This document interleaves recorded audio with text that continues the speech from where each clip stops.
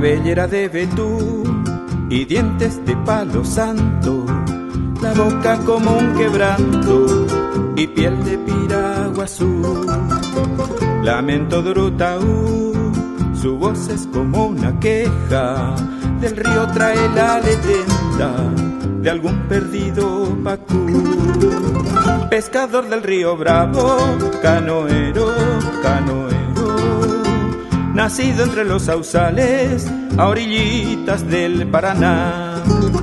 Tomador de mate amargo a la lumbre de lucero, hace noche sobre el agua y defiende su libertad. Partir, reír, bogar, soñar, un cigarrito en el andar y una coplita para esperar el alba que de llegar.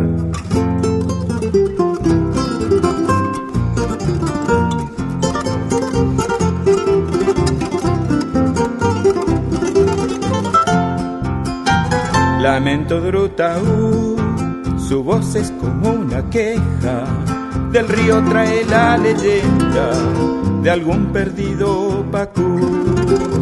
Pescador del río Bravo, canoero, canoero, nacido entre los sausales a orillitas del Paraná.